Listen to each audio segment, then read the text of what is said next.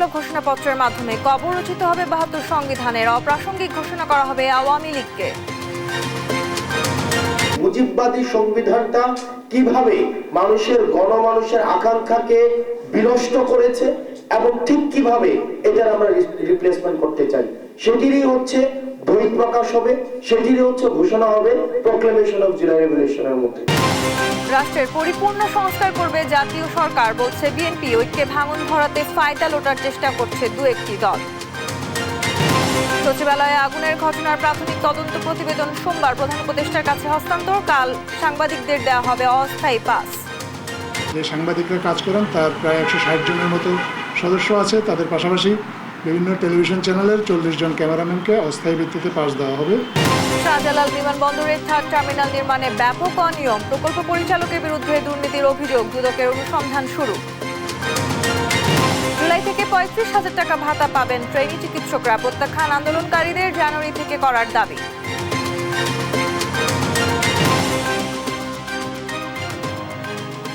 সংবাদ রাতে দেখছিলেন সংবাদ শিরোনাম, সঙ্গে আছি আমি তাসনুভা তন্নি। 31 ডিসেম্বর জুলাই বিপ্লব ঘোষণাপত্রের মাধ্যমে ৭২ সংবিধানের কবর রচিত হবে, অপ্রাসঙ্গিক ঘোষণা করা হবে আওয়ামী লীগকে। সকালে সংবাদ সম্মেলনে এই কথা জানান বৈষম্য বিরোধী ছাত্র আন্দোলনের আহ্বায়ক হাসনাত আব্দুল্লাহ। এ সময় জাতীয় নাগরিক কমিটির মুখ্য সংগঠক সার্জিস আলম বলেন, বিপ্লবের ঘোষণাপত্র আরও আগেই দেয়া প্রয়োজন থাকলেও সহযোগিতা করেনি রাষ্ট্র। বিস্তারিত সাদ আহমেদের রিপোর্টে। মুজিববাদী সংবিধান কবরস্থ করার ঘোষণা দিয়েছেন বৈষম্য বিরোধী ছাত্র আন্দোলনের আহ্বায়ক হাসনাত আব্দুল্লাহ। রোববার দুপুরে রাজধানীর বাংলা মোটর কার্যালয়ে বৈষম্য বিরোধী ছাত্র আন্দোলনের সংবাদ সম্মেলনে তিনি এ ঘোষণা দেন। যেখান থেকে এক দফার ঘোষণা দেওয়া হয়েছে, ঠিক সেই জায়গা থেকে মুজিববাদী ৭২ সংবিধানের কবর রচিত হবে। তিনি আরো বলেন, আওয়ামী লীগ গণমানুষকে মানুষ হিসেবে স্বীকৃতি না দিয়ে নির্যাতন, নিপীড়ন, গুম, খুন এবং হত্যার রাজনীতি করেছে। যেখান থেকে এক দফার ঘোষণা দেওয়া হয়েছে, ঠিক সেই জায়গা থেকে মুজিববাদী ৭২ সংবিধানের কবর রচিত হবে। যারা গণমানুষকে মানুষ হিসেবে স্বীকৃতি না দিয়ে নির্যাতন, নিপীড়ন, গুম এবং খুন এবং হত্যার যারা রাজনীতি করেছে, নাৎসিবাদী এই দলটিকে সেখান থেকে বাংলাদেশে অপ্রাসঙ্গিক ঘোষণা করা হবে। অন্যদিকে জাতীয় নাগরিক কমিটির মুখ্য সংগঠক সার্জিস আলম বলেন, বিপ্লবের ঘোষণাপত্র আরও আগেই দেওয়া প্রয়োজন ছিল, তবে রাষ্ট্রকে এগিয়ে নিতে বিভিন্ন সেক্টর থেকে সহযোগিতা পাওয়া যায়নি। এই ঘোষণাপত্র বাংলাদেশের একটি দলিল হয়ে থাকবে, প্রতিফলন ঘটবে মানুষের আশা আকাঙ্ক্ষার। আমাদের এই জুলাই বিপ্লবের যে ঘোষণাপত্র, সেটি আমরা আমাদের জায়গা থেকে মনে করি অবশ্যই ঘোষণা করা আরো আগে প্রয়োজন ছিল। এই ঘোষণাটি আমাদের সামগ্রিকভাবে পুরো বাংলাদেশের একটি লিখিত দলিল হিসেবে থাকবে। ২৪-এর বিপ্লবে কি হয়েছে, কোন বিষয়ের প্রেক্ষাপটে এবং এই ২৪-এর বিপ্লবের পরবর্তী কেমন হওয়া উচিত, সেই প্রেক্ষাপটে একটি আকাঙ্ক্ষার যাত্রা হবে এটি। তার আলোকেই হবে আগামীর বাংলাদেশের ঘোষণাপত্র। সাদ আহমেদ, দেশ টিভি, ঢাকা। গুটি কয়েক লোকের ইশারায় কথা বলে জাতিকে বিভক্ত না করতে বৈষম্য বিরোধী আন্দোলনের ছাত্রদের প্রতি আহ্বান জানিয়েছেন বিএনপির স্থায়ী কমিটির সদস্য মির্জা আব্বাস। গেল ১৭ বছর গুম, খুন ও নির্যাতনের শিকার হয়ে বিএনপি আন্দোলনের ভিত্তি রচনা করেছে দাবি করে বলেছেন, ষড়যন্ত্রকারীরা সুযোগ পায় এমন বিভেদ তৈরি ঠিক হবে না। স্থায়ী কমিটির আরেক সদস্য আমির খসরু মাহমুদ চৌধুরীর দাবি, সংস্কার নিয়ে কাউকে চিন্তা করতে হবে না, আগামীর জাতীয় সরকার পরিপূর্ণ সংস্কার বাস্তবায়ন করবে। সাইফুর রিপনের প্রতিবেদন। নয়াপল্টনে সাংবাদিকদের সাথে মত বিনিময় সভার আয়োজন করে ঢাকা মহানগর দক্ষিণ বিএনপির নবগঠিত কমিটি। ফ্যাসিবাদ মুক্ত বাংলাদেশ হয়েছে, সেটা যাতে দুই একজনের কারণে আমাদের এই বদনামের শিকার হতে না হয়, সেজন্য আমরা কাজ করব। অন্তর্বর্তী সরকারকে ব্যর্থ করার ষড়যন্ত্র চলছে অভিযোগ করে বিএনপি চেয়ারপারসনের উপদেষ্টা আব্দুস সালাম বলেন, অন্তর্বর্তী সরকারকে ব্যর্থ করতে সমালোচনা করে না বিএনপি। যারা আছে সরকার, তারা যদি মনে করে 2 দিনেই সব হয়ে গেছে, আর প্রচারটাও যদি সেভাবে হয়, সেটাও কিন্তু ক্ষতিকারক। 17 বছরের ব্যথা কম ব্যথা না, কিন্তু কাজে ওই 2-1 দিনের ব্যথার যদি আপনি মলম লাগান আর 17 বছরের জন্য মলম লাগাবেন না, সেটা তো হইতে পারে না। বাংলাদেশকে ভারত স্থিতিশীল থাকতে দিতে চায় না অভিযোগ করে বিএনপির স্থায়ী কমিটির সদস্য মির্জা আব্বাস বলেন, 24-এর ছাত্র জনতার আন্দোলনের কেউ একক কৃতিত্ব দাবি করলে তা বিভক্তি সৃষ্টি করবে। কেউ যদি ভাবেন যে আমরা একেবারেই আসমান থেকে নাজিল হয়েছি এবং আমরা সমস্ত কিছু আমাদের দখলে, সারা বাংলাদেশ আমাদের সমর্থনে আছে, সুতরাং আমরা যা খুশি তাই করব, এটা কিন্তু খুব ভালো লক্ষণ নয়। জাতিকে এবং দেশকে দয়া করে বিভেদের দিকে ঠেলে দেবেন না। আমাদের দেশের পাশে যারা আছে তারা কখনো বাংলাদেশকে স্থির থাকতে দিতে চায় না। আমাদের মনে রাখতে হবে যে আমরা ওদেরকে সুযোগ দিতে চাই না, দিতে দেব না। চট্টগ্রামে ভেটেনারি অ্যান্ড অ্যানিম্যাল সায়েন্সেস ইউনিভার্সিটিতে এক অনুষ্ঠানে যোগ দিয়ে দলটির স্থায়ী কমিটির আরেক সদস্য আমির খসরু মাহমুদ চৌধুরী বলেন, মানুষের মনোজগতে পরিবর্তন এসেছে। নতুন বাংলাদেশ গড়তে তরুণ প্রজন্মকে এগিয়ে আসতে হবে। সংস্কার নিয়ে কারো চিন্তা করার প্রয়োজন নাই। নির্বাচিত সরকার আসবে দেশে, তারা আমরা 31 দফা বাংলাদেশের প্রায় সব দল মিলে আমরা একসাথে দিয়েছি। বিএনপি একাও দেয় নাই। দিন রাত 6 মাস কাজ করেছি সংস্কারের উপরে। আমরা যেটা দিয়েছি আমরা প্রতিজ্ঞাবদ্ধ জাতির কাছে। এদিকে জাতীয়তাবাদী রিকশা ভ্যান অটো চালক দলের পক্ষ থেকে বিএনপির প্রতিষ্ঠাতা জিয়াউর রহমানের কবরে শ্রদ্ধা জানিয়ে সাংবাদিকদের সাথে কথা বলেন দলটির সিনিয়র যুগ্ম মহাসচিব রুহুল কবির রিজভী। অভিযোগ করেন, ভারতের সাথে সম্পর্ক উন্নয়নে শেখ হাসিনাকে ক্ষমা করতে চায় জামায়াত। আপনারা 5ই আগস্টের পর কি বললেন? ভারতের সাথে আপনারা সম্পর্ক উন্নয়ন করবেন, ভালো কথা, আমাদের আপত্তি নেই। আপনারা আওয়ামী লীগকে ক্ষমা করে দেবেন। শেখ হাসিনার প্রতিটি গুম খুনের দোষর হচ্ছে পার্শ্ববর্তী দেশ। সাইফুল রিপন, দেশ টিভি, ঢাকা। সচিবালয়ে আগুনের ঘটনার প্রাথমিক তদন্ত প্রতিবেদন কাল প্রধান উপদেষ্টার কাছে হস্তান্তর করবেন কমিটির সদস্যরা, জানিয়েছেন প্রধান উপদেষ্টার উপ প্রেস সচিব আজাদ মজুমদার। সেই সঙ্গে কালই সচিবালয়ে প্রবেশে 160 জন সাংবাদিক ও 40 জন ক্যামেরা পার্সনকে অস্থায়ী কার্ড দেওয়া হবে বলেও জানানো হয়। এদিকে প্রধান উপদেষ্টা প্রেস সচিব শফিকুল আলম জানিয়েছেন, 31 ডিসেম্বর জুলাই বিপ্লবের ঘোষণাপত্রের সঙ্গে অন্তর্বর্তী সরকারের কোনো সম্পৃক্ততা নেই। আরও জানাচ্ছেন এনআই নাহিদ। সমসাময়িক ইস্যু নিয়ে রোববার প্রধান উপদেষ্টার বাসভবন যমুনার সামনে সংবাদ সম্মেলন করেন প্রধান উপদেষ্টার প্রেস উইং সদস্যরা। এ সময় প্রধান উপদেষ্টার উপপ্রেস সচিব আবুল কালাম আজাদ মজুমদার জানান, কালই সচিবালয়ের অগ্নিকাণ্ডের ঘটনার প্রাথমিক তদন্ত রিপোর্ট জমা দিবে তদন্ত দল। জানান, সরকার সর্বোচ্চ গুরুত্ব দিয়ে এ অগ্নিকাণ্ডের তদন্ত চালাচ্ছে। আমাদেরকে তদন্ত কমিটির প্রধান আজকে জানিয়েছেন যে আগামীকালকে ওনারা প্রাথমিক প্রতিবেদনটি মাননীয় প্রধান উপদেষ্টার কাছে হস্তান্তর করবে। তদন্ত কাজ এই মুহূর্তে খুব সাকসেসফুলি চলমান আছে। এদিকে সাংবাদিকদের প্রবেশ পাস বাতিলের সিদ্ধান্ত সাময়িক এবং তদন্তের প্রয়োজনে আলামত নষ্ট ঠেকাতেই এই সিদ্ধান্ত বলে জানান উপপ্রেস সচিব। সেই সঙ্গে কাল প্রাথমিকভাবে 200 জন সাংবাদিককে অস্থায়ী পাস দেওয়া হবে বলেও জানানো হয়। যে সাংবাদিকরা কাজ করেন তার প্রায় 160 জনের মতো সদস্য আছে। তাদের পাশাপাশি বিভিন্ন টেলিভিশন চ্যানেলের 40 জন ক্যামেরাম্যানকে অস্থায়ী ভিত্তিতে পাস দেওয়া হবে। 31 ডিসেম্বর জুলাই বিপ্লবের ঘোষণাপত্র পাঠের উদ্যোগে সরকারের কোনো সংশ্লিষ্টতা নেই বলেও জানান প্রেস সচিব শফিকুল আলম। ইনিশিয়েটিভ হিসেবেই দেখছি, এটা আমাদের গভর্নমেন্টের কোনো ইয়ে না। আমরা এর মধ্যে এই গভর্নমেন্টের সাথে এটার কোনো সম্পৃক্ততা নাই। যারা এটাকে প্রাইভেটলি, যারা এটাকে সাপোর্ট করছেন, এটা প্রাইভেট ইনিশিয়েটিভকে সাপোর্ট করছেন। এটার মধ্যে আমাদের গভর্নমেন্টের কোনো সম্পৃক্ততা নাই। এনআই নাহিদ, দেশ টিভি, ঢাকা। শাহজালাল আন্তর্জাতিক বিমানবন্দরের 3য় টার্মিনালের 3 প্রকল্পে অর্থ লোপাটের অভিযোগে প্রকল্প পরিচালক AKM মাকসুদুল আলমের বিরুদ্ধে অনুসন্ধান শুরু করেছে দুদক। প্রকল্প ব্যয় 7,000 কোটি থেকে বাড়িয়ে 22,000 কোটি টাকা হলেও নির্মাণ কাজে মানহীন উপাদান ব্যবহারের অভিযোগ তার বিরুদ্ধে। এদিকে নামে বেনামে কোম্পানি খুলে অর্থ লোপাটের অভিযোগে সাউথ বাংলা ব্যাংকের পরিচালকের বিরুদ্ধেও মামলা করেছে দুদক। বিস্তারিত হাসান মাহমুদের রিপোর্টে। শাহজালাল আন্তর্জাতিক বিমানবন্দরের 3য় টার্মিনালের প্রাক্কলিত ব্যয় 7,000 কোটি থেকে 22,000 কোটিতে উন্নীত হলেও নির্মাণে মানহীন উপাদান ব্যবহারের অভিযোগে অনুসন্ধানে নেমেছে দুর্নীতি দমন কমিশন। রোববার এক সংবাদ সম্মেলনে দুদকের মহাপরিচালক বলেন, অন্তত 3টি খাতে অর্থ লোপাটের প্রাথমিক তথ্য পেয়েছে সংস্থাটি। এতে দুষছেন প্রকল্প পরিচালক AKM মাকসুদুল ইসলামকে।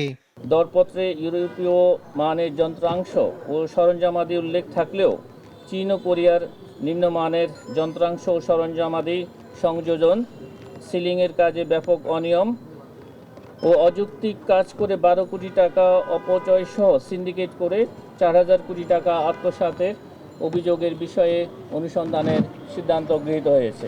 এদিকে নামে বেনামে কোম্পানি খুলে ব্যাংক ও আর্থিক খাত থেকে 5,000 কোটি টাকা লোপাটের অভিযোগে সাউথ বাংলা ব্যাংকের সাবেক পরিচালকের বিরুদ্ধে মামলা করেছে দুদক। BRPD সার্কুলার অমান্য করে উদ্দেশ্যমূলকভাবে ঋণ প্রস্তাব দ্রুততম সময়ে অনুমোদন করে ন্যাশনাল ব্যাংক লিমিটেড আগ্রাবাদ শাখার গ্রাহক সাদ মুসা হোম টেক্স অ্যান্ড ক্লদিং লিমিটেডের মালিক মোহাম্মদ মহসিন কর্তৃক 459.50 কোটি টাকা আত্মসাতের অপরাধ প্রাথমিকভাবে প্রমাণিত হওয়ায় মামলা রুজুর সিদ্ধান্ত গৃহীত হয়েছে। এদিন ডেমু ট্রেন, লোকোমোটিভ ক্রয় সহ অন্তত 7টি প্রকল্পে 21,000 কোটি টাকা লোপাটের অভিযোগে রাজধানীর রেল ভবনে অভিযান চালায় দুদক কর্মকর্তারা। লোকোমোটিভ ইঞ্জিন ক্রয়, ডেমো ট্রেন ক্রয় সহ অতিরিক্ত ব্যয় ব্যবস্থাপনা এবং আরও কয়েকটা যে স্থানীয় প্রকল্প আছে, মোট 7টা প্রজেক্ট নিয়ে আমরা একটা পত্রিকার নিউজের প্রেক্ষিতে আমরা অভিযানে আসছি আজকে। প্রাথমিক অনুসন্ধানে তথ্য পাওয়ার ভিত্তিতে মামলা হবে বলে জানান তারা। হাসান মাহমুদ, দেশ টিভি, ঢাকা। আপাতত 30,000 টাকায় থাকছে পোস্ট গ্রাজুয়েট ট্রেনি চিকিৎসকদের ভাতা। তবে আগামী জুলাই থেকে ভাতা 35,000 টাকা নির্ধারণ করেছে সরকার। বিকেলে স্বাস্থ্য মন্ত্রণালয়ের বৈঠকে এই সিদ্ধান্ত নেওয়া হয়। যদিও এই সিদ্ধান্ত প্রত্যাখ্যান করে জানুয়ারি থেকে 35,000 টাকা করার দাবি আন্দোলনরতদের। সাবরিনা মজুমদারের রিপোর্টে বিস্তারিত।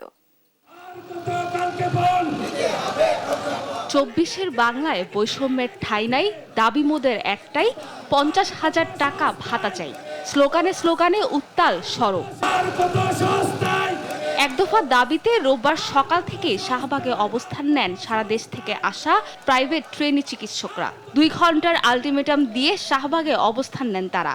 যৌক্তিক সমাধান না আসায় বেলা 11:30টার দিকে পুলিশের ব্যারিকেড ভেঙে সড়কে অবস্থান নেন আন্দোলনকারীরা। বন্ধ হয়ে যায় চলাচল। আন্দোলনকারীদের দাবি, সরকারি চিকিৎসকরা নবম গ্রেডে বেতন পেলেও বৈষম্যের শিকার প্রাইভেট ট্রেনি চিকিৎসকরা। আমরা এখানে আসতে বাধ্য হয়েছি কারণ আমাদের দাবি যৌক্তিক বলেও সেটা মেনে নেওয়া হচ্ছে না। বারবার আমাদেরকে আশ্বাস দিয়ে ওই পর্যন্ত ক্ষান্ত করা হচ্ছে। আমাদের দাবি হলো কি 50,000 টাকা আমাদেরকে প্রতি মাসে দিতে হবে। আমাদেরকে বৃহস্পতিবার বিকাল 5টা পর্যন্ত টাইম দেওয়া হয়েছিল যে এর মধ্যে একটা প্রজ্ঞাপন আসবে, কিন্তু সেই প্রজ্ঞাপন আর আসে নাই, যার কারণে আমরা আবার রাজপথে নেমেছি। 28 থেকে 35 বছর বয়সে এসে আমাদের নিজেদের খরচ, আমাদের সন্তান, আমাদের পিতামাতা, আমাদের সমাজের প্রতি একটা দায়বদ্ধতা আছে, সেই দায়বদ্ধতা কোনোভাবেই পূরণ করতে পারছি না। বিকেলে বেতন ভাতা সমস্যা সমাধানে স্বাস্থ্য মন্ত্রণালয়ের সাথে বৈঠকে বসে প্রাইভেট ট্রেনি চিকিৎসকদের প্রতিনিধি দল। বৈঠকে আগামী জুলাই থেকে ইন্টার্ন চিকিৎসকদের ভাতা 35,000 টাকা করার প্রস্তাব দেয় মন্ত্রণালয়। যদিও এই প্রস্তাব প্রত্যাখ্যান করে জানুয়ারি থেকে 35,000 টাকা করার দাবি আন্দোলনকারীদের।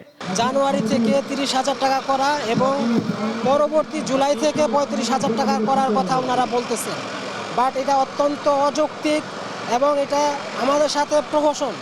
ইতিপূর্বে আপনারা জানেন যে স্বৈরাচার সরকার যখন ক্ষমতায় ছিল তখনও এরকম আমাদেরকে বারবার বলা হয়েছে যে তোমাদের বৃদ্ধি করা হবে, 6 মাসের মধ্যে ভাতা বৃদ্ধি করা হবে, কিন্তু সেরকম কোনো প্রজ্ঞাপন বা আসানোর কোনো ফল আমরা পাইনি।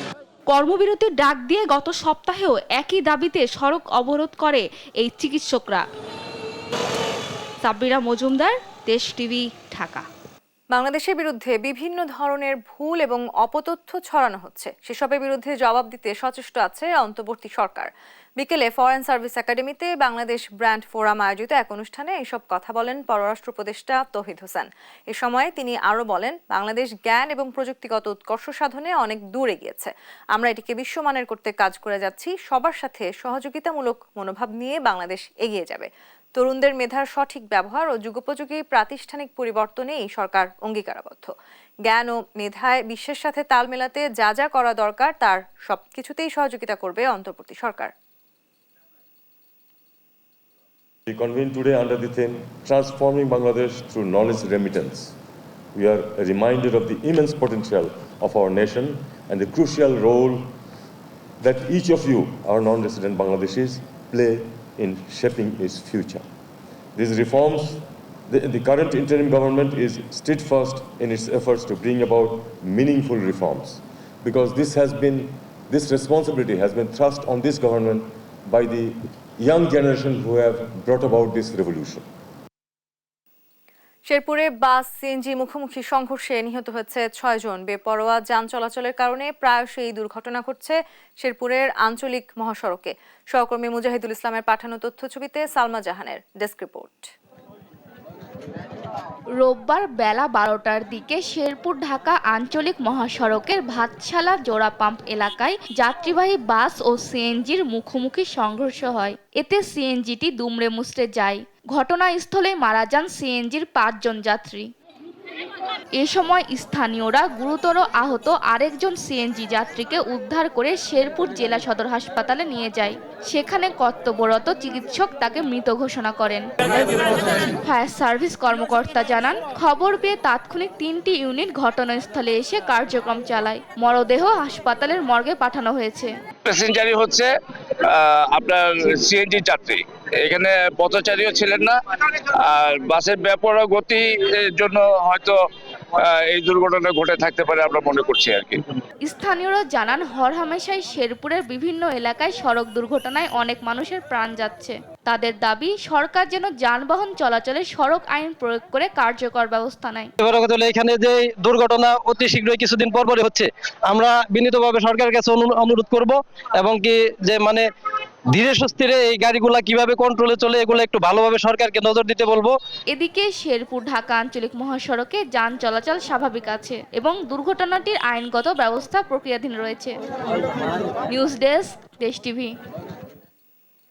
অবশেষে 3 বছর পর সিলেটে স্থানান্তর করা হলো সাবেক প্রধানমন্ত্রী বেগম খালেদা জিয়ার রাজনৈতিক সচিব বীর মুক্তিযোদ্ধা হারিস চৌধুরীর দেহাবশেষ।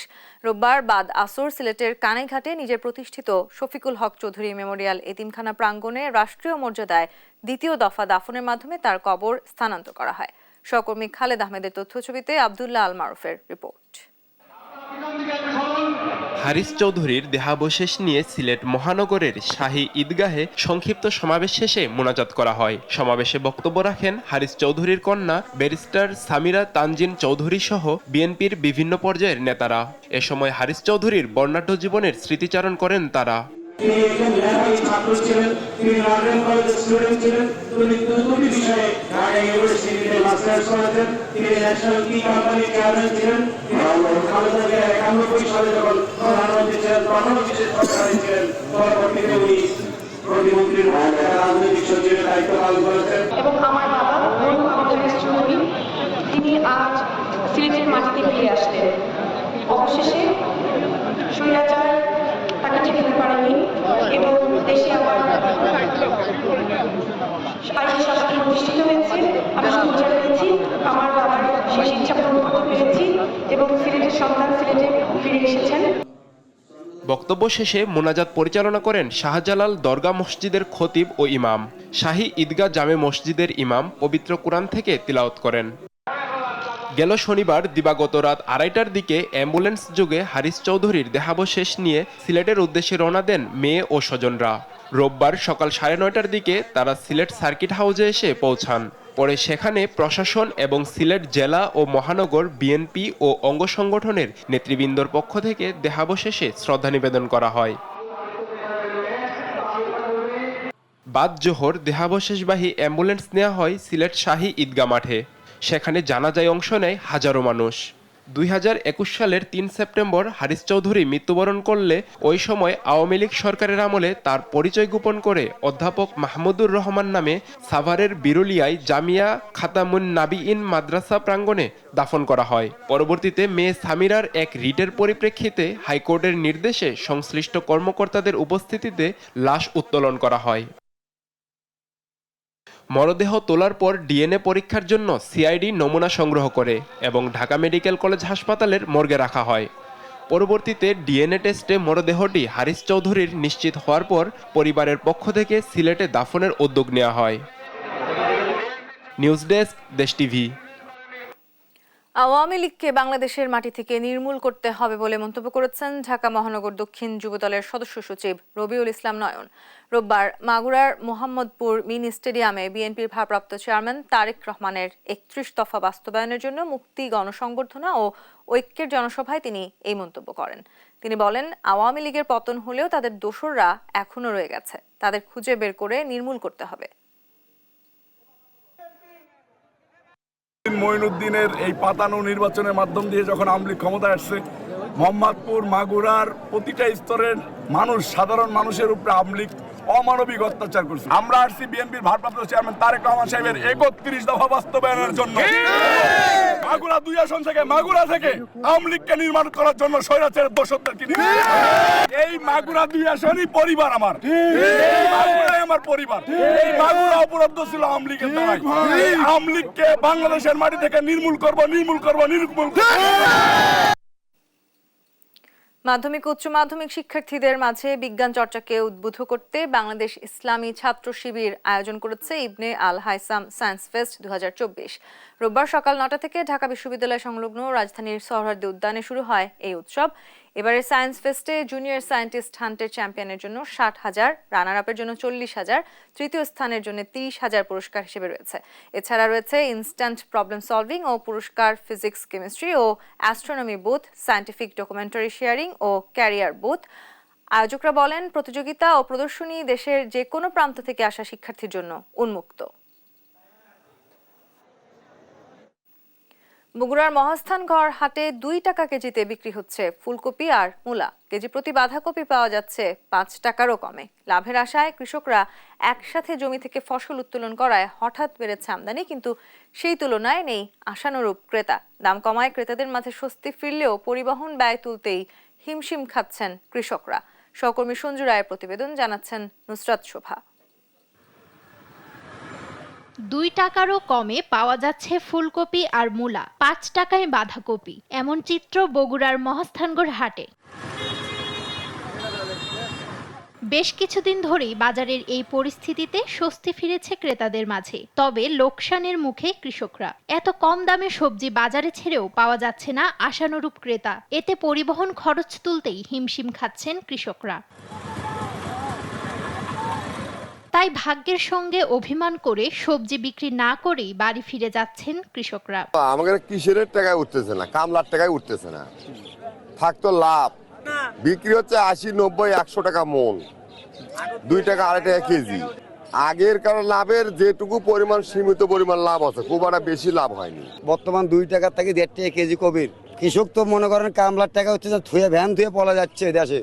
মৌসুমের শুরুতে লাভের মুখ দেখলেও এখন কৃষকদের গুনতে হচ্ছে লোকসান। খুচরা বাজারে স্বাভাবিক রয়েছে আলু ও বেগুনের দাম, বিক্রি হচ্ছে 40 ও 20 টাকা কেজি। তবে মধ্যস্বত্ব ব্যবসায়ীদের টানাপোড়েনে লাভ করা যেন হিমশিম হয়ে উঠেছে কৃষক ও পাইকারদের। রোদে পুড়ে বৃষ্টিতে ভিজে তারা ফসল ফলালেও সাপ্লাই চেইন ঠিক না থাকায় মুনাফার সিংহভাগ ঢুকে যায় মধ্যস্বত্বভোগীদের পকেটে। এদিকে কৃষককে বাঁচিয়ে বাজার স্থিতিশীল রাখার দাবি জানান সাধারণ ক্রেতারাও। দাম কমছে আর কি, ক্রেতার নাগালের মধ্যে আসছে আর কিন্তু কৃষক মারা যেতেছে।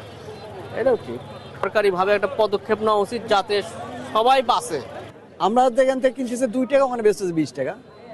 ক্ষতি যা সেটা উৎপাদনকারী কৃষকেরা তো শেষ, কিষেনের দাম বেশি, কিন্তু যারা করতেছে তাদের কিচ্ছুই নাই। এখানে যে 2-4 জন পার্টি পুটি আছে, এরা মনে করেন ঠেকতে কিনতেছে, আমদানি বেশি। কৃষি বিভাগ বলছে, বগুড়ায় সবজি সংরক্ষণাগার নির্মাণের পাশাপাশি রপ্তানির দিকে জোর দেয়া গেলে সারা বছর বাজার স্থিতিশীল রাখা সম্ভব। বাজারে অ্যাভেলেবিলিটি বেশি হওয়ার কারণে দামটা কমে গেছে। এই ক্ষেত্রে আমাদের স্টোরেজ ক্যাপাসিটি ভালো হতো, তাহলে আমার মনে হয় যে কিছুটা হলেও কৃষক দাম ভালো পেত। কারণ একই সময় এতগুলা ফসল একসাথে ওঠার কারণে কৃষক আসলে দামটা পাচ্ছে না। মধ্যস্বত্বভোগীদের সরিয়ে কৃষকদের ন্যায্য মূল্য নিশ্চিত করে সারা বছর বাজার স্থিতিশীল রাখার দাবি সকলের। নিউজ ডেস্ক, দেশ টিভি। আন্তর্জাতিক প্রসঙ্গ। দক্ষিণ কোরিয়ায় বিমান দুর্ঘটনায় 181 জনের মধ্যে জীবিত উদ্ধার করা হয় মাত্র 2 জনকে। স্থানীয় সময় শুক্রবার রাজধানীর সিওলের মুয়ান বিমানবন্দরে এই দুর্ঘটনা ঘটে। পাখির আঘাতে ল্যান্ডিং গিয়ার বিধ্বস্ত হওয়ার প্রাথমিক আশঙ্কা কর্মকর্তাদের। ঘটনাস্থল পরিদর্শনে দেশটির ভারপ্রাপ্ত প্রেসিডেন্ট চোই সাং মুক। এদিকে এক সংবাদ সম্মেলনে মাথা নুয়ে ক্ষমা চেয়েছেন জেজু এয়ারের সিইও। নীরব দাসের রিপোর্ট। ল্যান্ডিং এর জন্য সাই করে রানওয়েতে নেমে এলো কোরিয়ান বিমান জেজু এয়ারজেট লাইনার। চোখে স্পষ্টই দেখা যায় পেছনের ল্যান্ডিং গিয়ার এমনকি সামনের টিলার কোনোটি সময় মতো স্পর্শ করেনি রানওয়ে, আর এতেই ঘটে বিপত্তি। রানওয়ে থেকে ছিটকে যাওয়ার ঠিক আগ মুহূর্তেই বাম পাশের বোয়িং রানওয়েতে স্পর্শ করতেই সৃষ্টি হয় স্ফুলিঙ্গের। সেই স্ফুলিঙ্গই আহ্বান জানায় 181টি প্রাণের যমদূতকে। সামনে থাকা বাঁশের বেড়ায় বিমানটি পূর্ণ গতিতে আছড়ে পড়ে। এতে অ্যালুমিনিয়ামের তৈরি বিমানটির অগ্রভাগ দুমড়ে মুচড়ে এক পলকে আগুন লেগে যায়, স্ফুলিঙ্গ পরিণত হয় অগ্নিপিণ্ডে। দেশটির বিমান কর্তৃপক্ষের বরাতে বার্তা সংস্থা ইউনহাব জানায়, বেশ কয়েকটি দমকল কর্মী এ আগুন নিয়ন্ত্রণে তৎপরতা শুরু করে। এমনকি সঙ্গে সঙ্গে সেখানে উদ্ধার অভিযান পরিচালনা করা হয় বলে জানান মুয়ান বিমানবন্দরের জরুরি উদ্ধার কর্মীরা। তবে এ আগুন থেকে প্রাণে বাঁচা আসলেই দুষ্কর। এ খবর ছড়াতেই মুহূর্তে বাড়ে আরোহীদের পরিবারের আহাজারি। ঘটনাটি এমন এক সময়ে ঘটেছে যখন দেশটি একটি রাজনৈতিক সংকটের মধ্য দিয়ে যাচ্ছে। অভিশংসনের মাধ্যমে সম্প্রতি অপসারণ করা হয় দেশটির প্রেসিডেন্ট ইউন সুক ইউলকে। বর্তমানে রাষ্ট্র পরিচালনার ভার পড়েছে ভারপ্রাপ্ত প্রেসিডেন্ট চৈ সাং মুকের ওপর। এতে উন্নত প্রযুক্তির ব্যবহার সহ সর্বশক্তি প্রয়োগ করে এর উদ্ধার অভিযান পরিচালনার নির্দেশ দিয়েছেন তিনি। এছাড়া যান্ত্রিক ত্রুটির কারণ খতিয়ে দেখতে একটি তদন্ত কমিটি গঠনের তাগিদ দিয়ে শোক প্রকাশ করেন তিনি।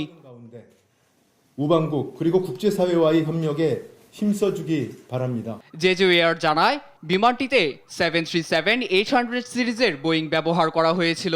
এতে ঘরের আঙিনাতে ফিরেও চৌকাঠে পা রাখতে না পারা এসব মানুষের বিদেহী আত্মার প্রতি শ্রদ্ধা প্রকাশ করে বোয়িং ইন্টারন্যাশনাল। সমবেদনা জানান বিদেহীদের পরিবারের প্রতি। এছাড়া দেশটির বিমান কর্তৃপক্ষের বরাতে বার্তা সংস্থা ইউনহাব জানায়, জেজু বিমানটি 175 জন যাত্রী ও 6 জন বিমানবালা নিয়ে ব্যাংকক থেকে মুয়ানের উদ্দেশ্যে রওনা হয়। নীরব দাস, নিউজ ডেস্ক, দেশ টিভি।